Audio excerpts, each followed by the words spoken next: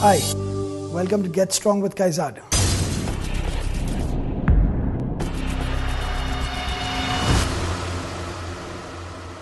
In this episode, we deal with an extremely interesting exercise. There are a couple of reasons why this exercise is so interesting.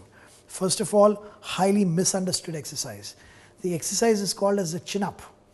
I would rather accurately call it the pull-up rather than the chin-up, because the word chin-up or the name chin-up actually makes people do this exercise the wrong way. Bodyweight exercises have always been seen as a stepping stone to strength training. Many gyms where beginners go to are told, do not touch dumbbells or barbells. For the first 6 months, I only want you to do free hand training. Even the chin-up is called as a free hand exercise. Well, it's not. Your hands are not free. Your hands have latched on to the bar, to the immobile bar to which you're going to lift yourself up. When Kamlesh does the chin-up, Kamlesh, what's your body weight? 90 kilos. Now Kamlesh is 90 kilos. He's going to be lifting 90 kilos of his body weight up and down using the strength of his latissimus dorsi and his biceps.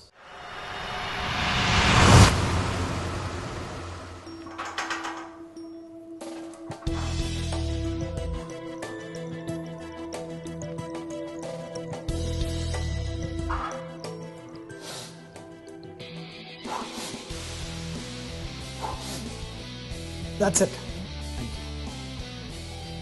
Now that was a perfectly executed chin-up.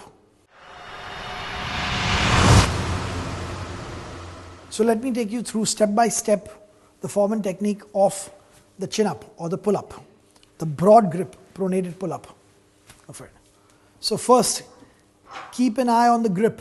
It's prone and it's not excessively wide. If you see his forearms are perpendicular to the floor.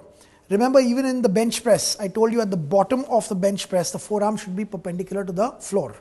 So a wide grip in strength training remains the same, slightly wider than shoulder width. Many people actually want to go for an excessively wide grip. Their thinking is, I want my lats to be a complete V shape. So they think the wider my grip, the wider my lats will be. They again are under the notion that the lats get tugged out.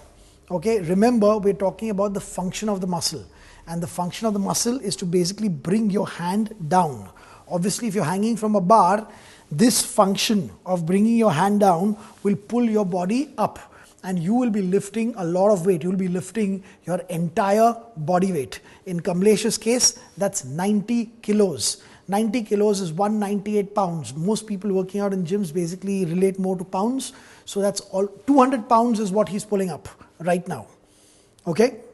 So the grip is slightly wider than shoulder width. As you can see, when he holds the bar, his forearms right now are perpendicular to the floor. They're 90 degrees to the floor. So that's the grip. No wider than that. Now Kamlesh is doing a chin-up on a bar that is attached to what we call as the power cage. Now this particular power cage, he's actually put his legs on the safeties of the power cage to reach the bar, which is normally higher than average height. Now he has to release his body weight down, correct, after holding the bar. He'll have to be very careful that he actually stabilizes his core, and when he basically releases his body weight down, he doesn't induce a swing. The body should be perfectly still for you to do this adduction against resistance and actually generate force to pull your body up. It is difficult to pull your body weight up when the body is swinging. So Kamlesh, try and show a swing that would happen normally if you were to just casually let your legs go. So his body starts swinging. This is not the ideal position to start a chin-up. You will lose power generation.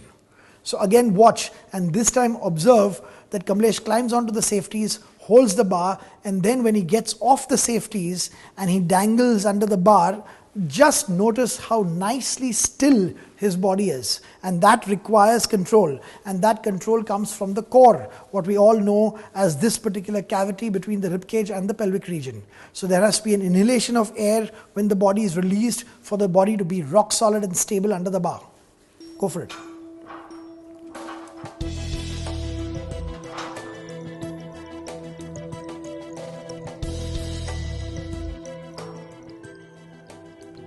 See how still he is? There's no swing. Go!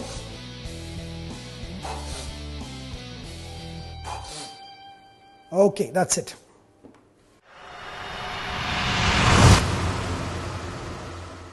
things that will aid in making the body really static would be this.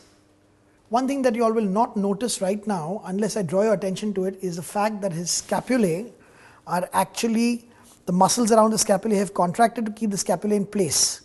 This positioning actually helps you to stretch your lats, and you don't want to stretch your lats. Kamlesh, let go of the This is what happens. Now it's extremely apparent. Okay, retract, depress the scapulae slightly, depress it. That's right.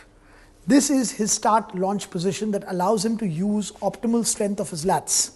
Okay, remember I told you this a while back, if the muscle is stretching, it is not contracting. And it's extremely difficult to make a muscle contract while it is completely at full stretch. Hence, remember that when you basically hang on to a bar, your scapulae are going to be dragged upwards.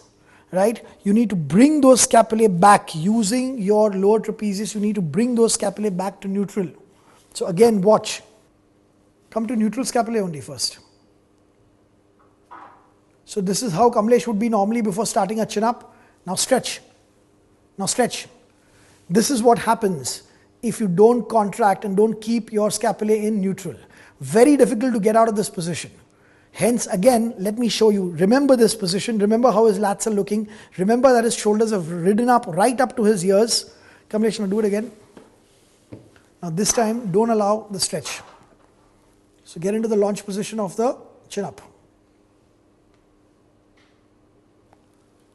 And now it looks like he lets himself go, but he's maintained the position of the scapula.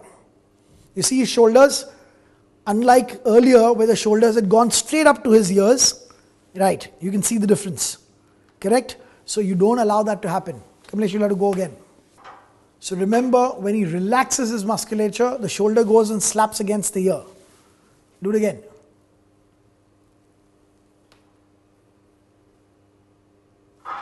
Okay, he's maintained the scapular position.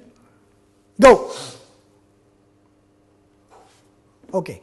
One more thing that you see him do is that his legs are basically interlocked. I hope you all notice that.